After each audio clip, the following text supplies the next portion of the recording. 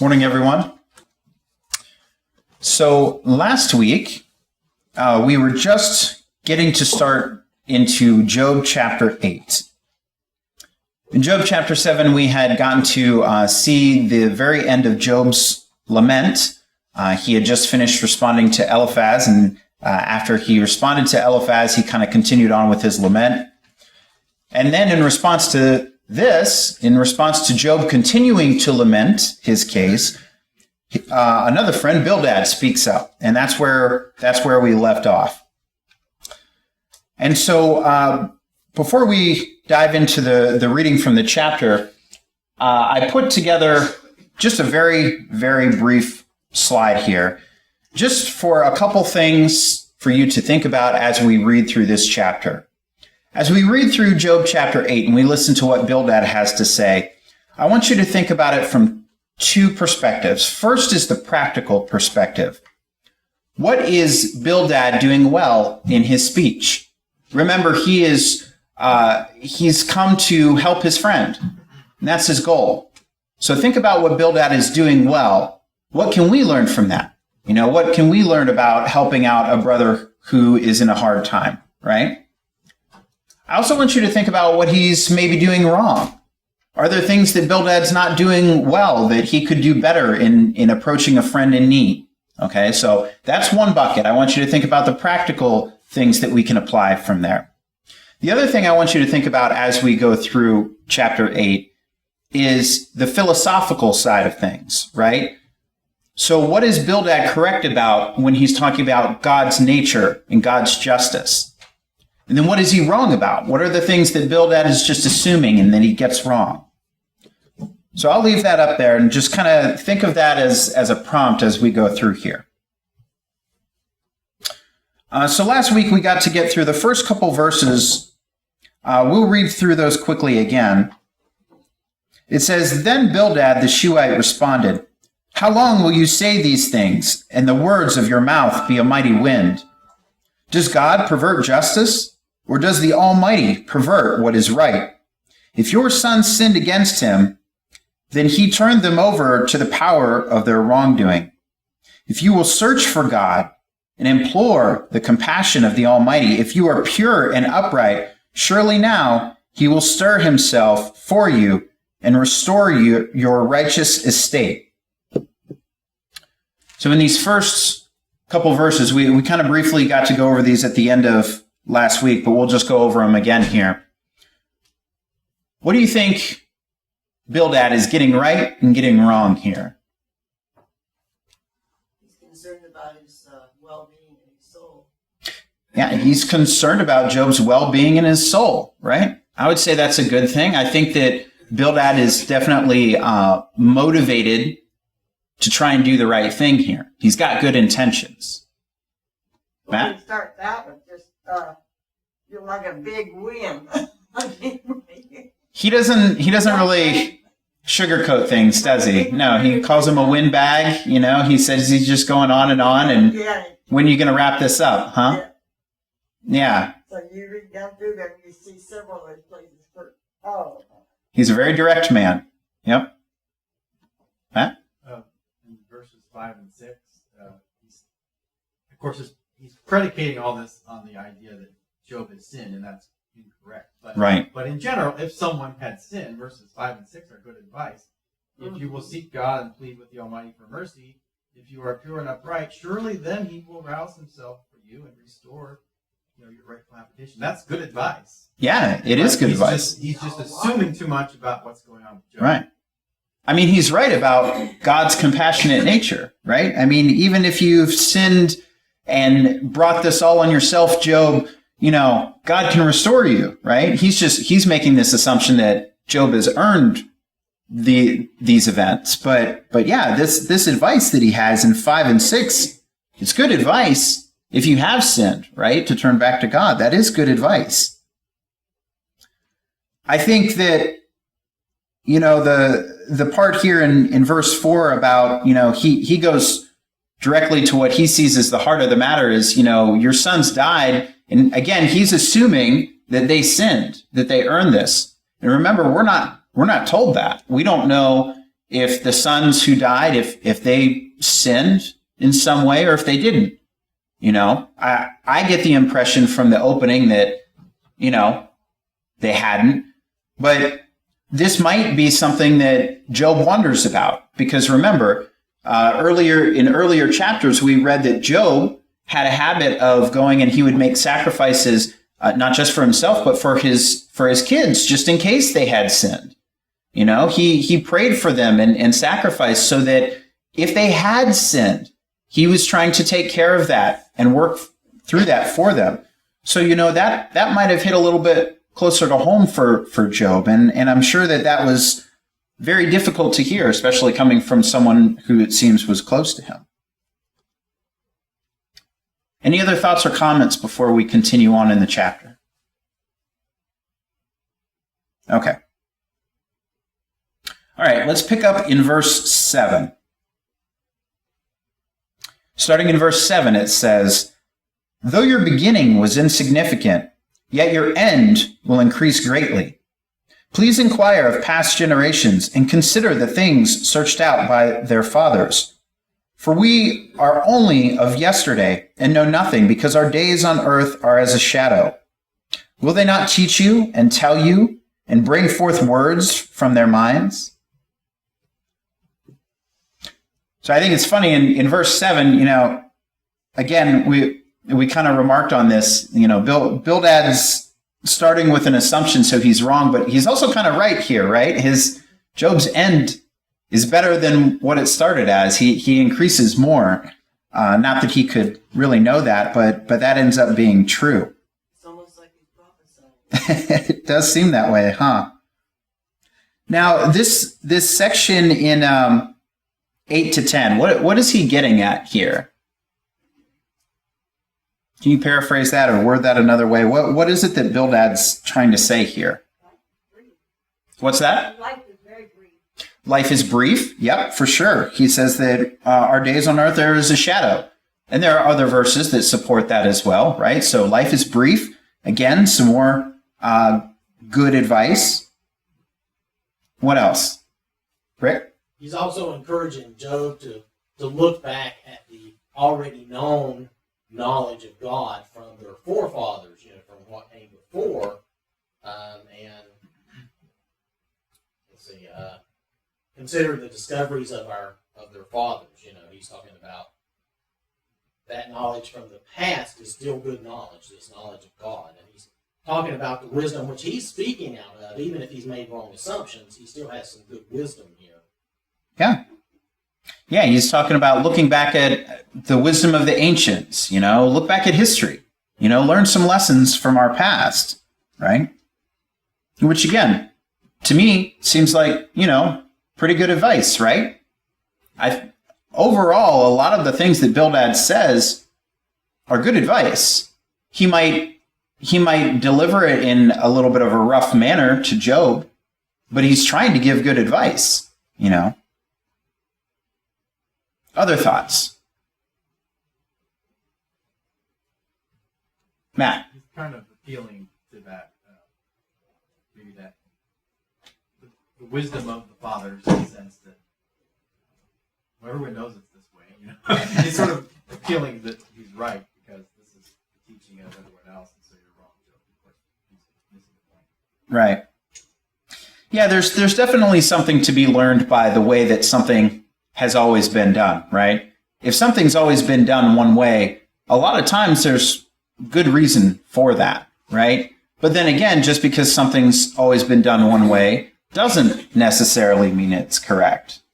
There was a funny anecdote, and I can't remember how it goes perfectly, but it was about a young karate student, and he was asking his teacher.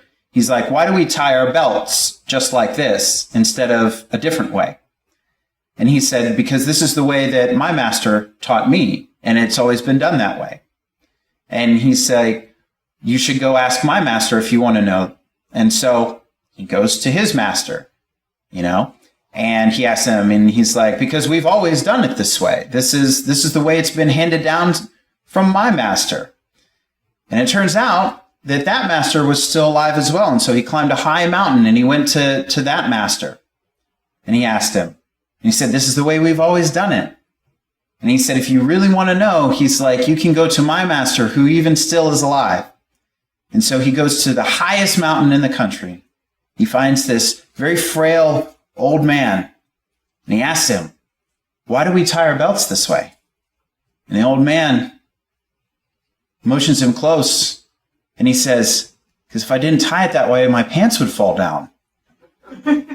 You know, sometimes we think that things are important and it's just someone starts it one way and then we just keep continuing on because that's the way it's always been done. So there is good sense in questioning why something has always happened the way it has.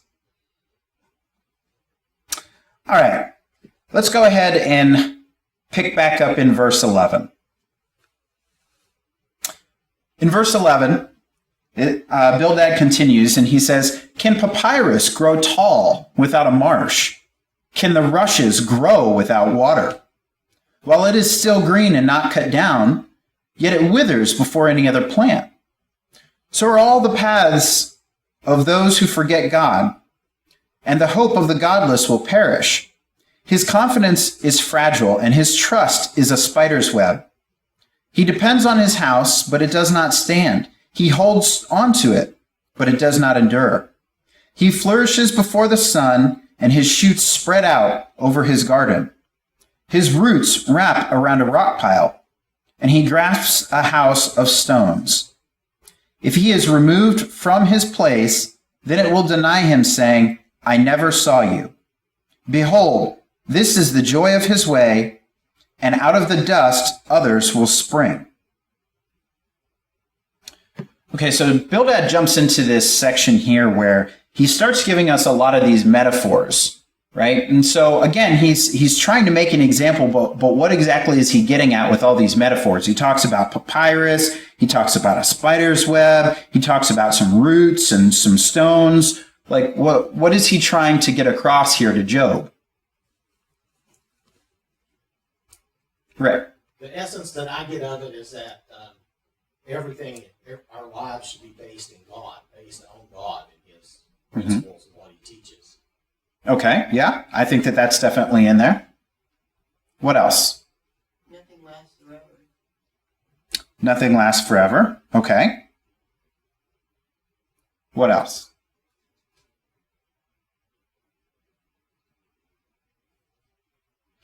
When I read this, I see a little bit of this as being cause and effect examples. So just for example, looking at the first one about the papyrus, right? Papyrus doesn't grow tall without a marsh, you know? Now you can look at that a couple different ways. Bildad might be trying to get at, you know, Job, you're not suffering for no reason. Could be that. That could be what he's getting at. Or it could be, as Pat said, where he's trying to help him understand God a little bit better. You know, if you believe and trust in God, then you grow better, right? He continues, like I said, all through here. He's got the example of the spider's web.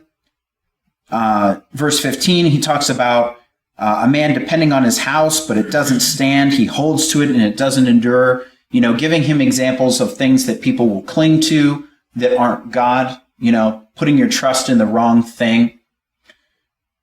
I think, like Rick said, the entire point of this chunk of Bildad's speech is really driving at getting Job to admit to sin and to turn to God. Like, that's really the whole point of Bildad speaking up here. I mean, he said it at the very beginning. He's ready for Job to be done. He's ready for Job to be finished with his lament. He's ready for Job to turn to God. He's ready for Job to admit his sin. Does anybody else have any other thoughts on that part? Or yeah, Rick. If you notice in verse 13, he says, such is the destiny of all who forget God. So the hope of the godless will perish. And then he goes into all these things showing that you can't rely on these other things. That's why he's getting what I said. Kim. It's almost as if he's saying, Job, you don't have enough faith.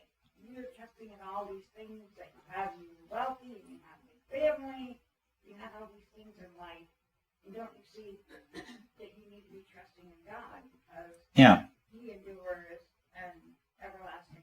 This stuff is nothing. Yeah. Now, from a practical standpoint, what do you think about that? What do you think about using examples to help someone understand your point? Right? Well, Jesus did the very same thing. Right. Yeah. Sometimes a spiritual truth isn't sinking in, and sometimes giving someone an earthly example to illustrate a spiritual point, it helps drive it home. It helps them to connect with it a little bit easier, and I think that from a practical perspective of trying to reach someone who is in spiritual distress, I think Bildad's got a good strategy here, of trying to give examples to help drive his point home, to try and help illustrate his point to Job. He gives him these examples to try and help him wrap his mind around it. And I think that's good. I think that those are good, helpful practices that we can try. All right, let's see. We left off at verse 20. So verse 20 says, "Behold, God will not reject a person of integrity, nor will he help evildoers. He will yet fill your mouth with laughter and your lips with joyful shouting. Those who hate you will be clothed with shame, and the tent of the wicked will no longer exist." All right, so this last little speech, because Bildad's is only this one chapter. What's he saying with the last one then?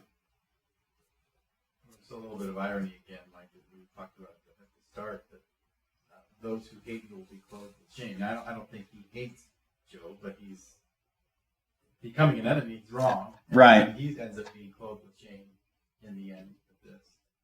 Right. That's interesting. Yeah. Rick?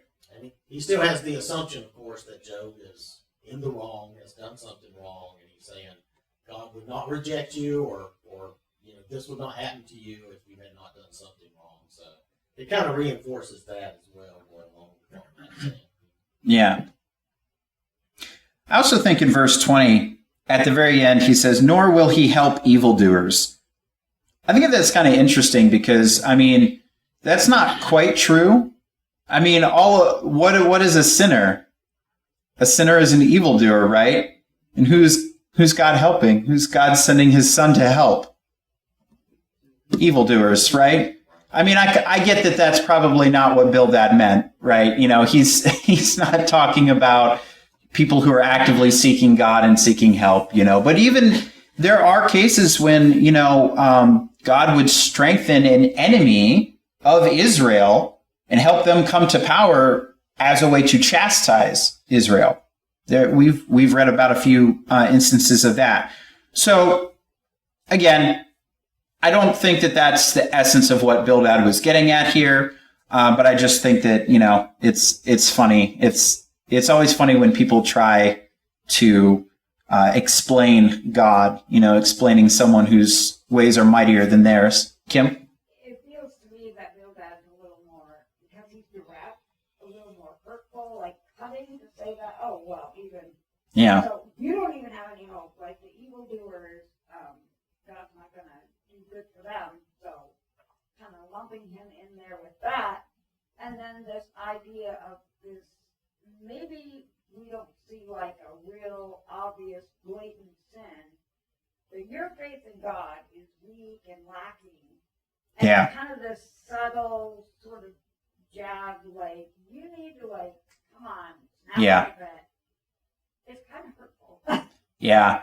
I get the impression that Bildad is, in addition with being very blunt, he's someone who is 1,000% confident that they know exactly what they're talking about, right? Bildad is someone who, he sounds like one of those people that's like, I read the whole Bible. I know exactly what's happening.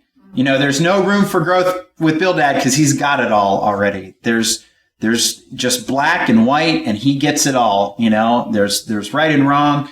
There's no in between. He understands everything. That's kind of the way he strikes me a little bit. Matt. talking about he's wrong and that God does help evildoers. The first part of the statement, verse 20, behold, God will not reject a blameless man.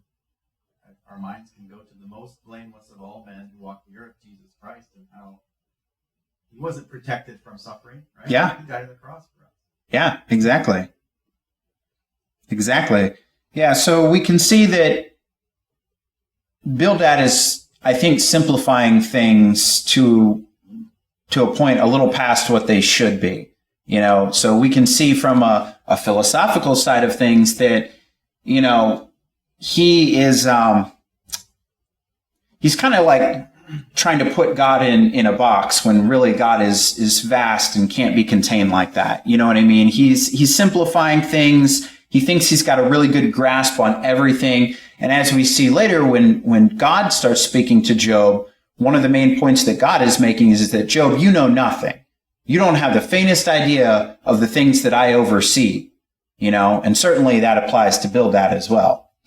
So I think as a lesson for us, while we can certainly see how Bildad has some good advice, we need to be wary of simplifying things to that point as well, or thinking that we've got it all figured out. Bildad does have good advice, but I think we can all see a little bit of ourselves in Bildad from time to time. When we think, now I read the Bible, I understand it all. And you're trying to explain it to someone and you're not really listening to them. If he would have listened to Job a little bit more instead of trying to shut Job down so quickly, ask a few more questions, he might have agreed that, Job, I don't think you did sin, But something for us to be wary of, just not being quite so set as Bildad was, I think. But again, a lot of good examples in Bildad's speech of how to try and reach out to someone. He wasn't afraid to speak up, even though it might hurt Job's feelings, right? There are times when we need to be bold and we need to put God above people, right? He was okay with the fact that Job might be angry with what he had to say. He was still going to try and speak truth to Job, right? His intentions were good. He was trying to help his friend. Also a good thing. A lot of the wisdom that he had, in general, speaking of turning to God, seeking God for help, all of that, very good things. Using metaphors as examples, ways to try and help drive home his point to his friend. Also very good. So there are good things that Bildad did here. He's not a terrible, wicked guy, just maybe a little direct and definitely making some assumptions here. Okay. Thoughts, comments, or questions on the entirety of the chapter before we get started a little bit into chapter 9?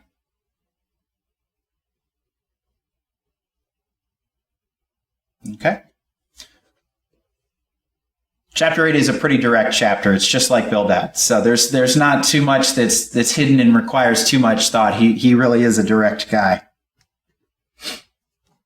All right, chapter 9.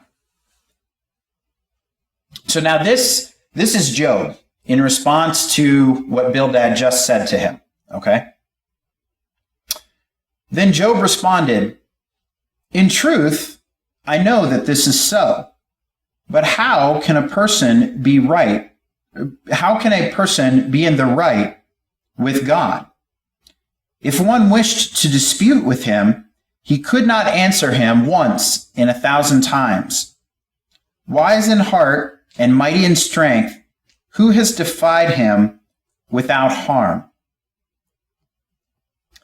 I think right off the bat, it's interesting that Job, instead of just yelling at Bildad for being so blunt and direct with him, you notice what he says? He says, "In truth, I know that this is so."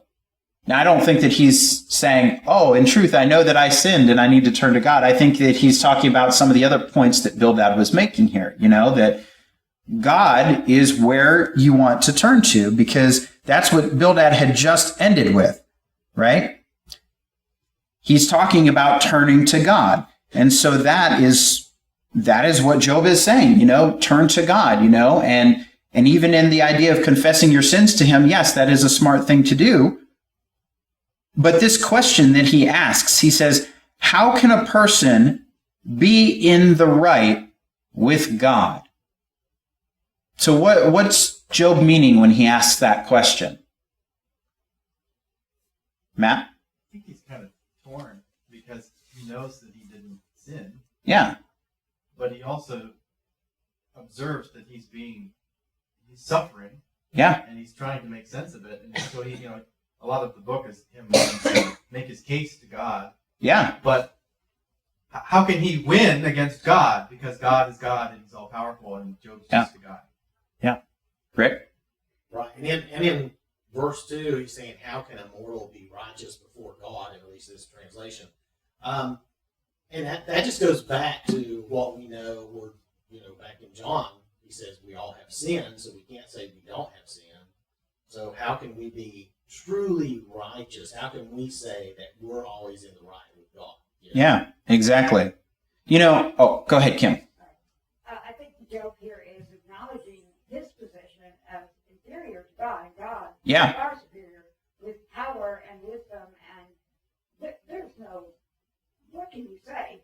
Yeah. He is the one, and he has everything, and we are the mortals, and Yeah. we are flawed. Yeah, Job knows that he hasn't earned these events that have happened to him. He knows he hasn't earned that through some egregious sin. Like it's not like he went out and killed someone and he's being punished for that. He hasn't done anything like that. We're told he's a blameless and upright man. But even for a blameless and upright human to go before God and say, God, I'm a good person. Well, that's kind of a joke, isn't it? You're talking to someone who is the very definition of what it means to be good, and you're trying to say that you're good, right? A couple weeks ago, I used the example of drawing a picture. My very best picture that I can draw, if I hold that up and say, this is good art, and I compare that to any one of the greats, is a joke, right? My best stick figure is never going to be Michelangelo's statue or anything like that. You know what I mean? Like, nothing that I make could hold a candle to that. And it's the same kind of thing. Like for one of us to try and go before God and say, God, I'm so good is really silly. It's laughable, right? And Job is acknowledging that fact here. This all goes back to the idea of Romans 3:23, right? Everybody sinned. Everybody falls short of what? Of the glory of God, right? None of us can compare to that.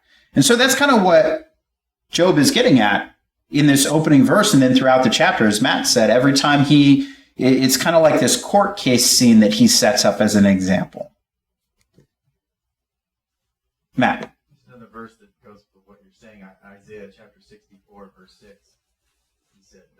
Isaiah says, but we are like an unclean thing, and all our righteousness are like filthy rags. Right. It's the exact same idea. But God loves us. Yeah. No, that's exactly what I think he's getting at, Rick. Yeah, God, it goes with that. God commutes righteousness to us, right? Right. That's the whole reason Jesus came. So he's basically giving us righteousness. It's not that we earned it or that we're truly righteous in and of ourselves. Right. Yeah, and that's Job's struggle here. How do I argue with God that I'm righteous and I don't deserve punishment? That this is his conundrum. He knows he hasn't earned these things, but how do you make that case before God? How do you do that? And so that's kind of what he's getting at as he goes in here. He says, let's see. It is God who removes the mountains, and they do not know how, when he overturns them in his anger.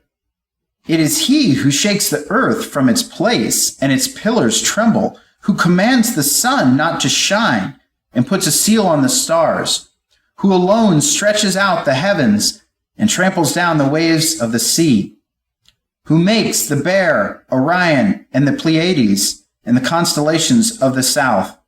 It is he who does great things, the unfathomable and wondrous works without number.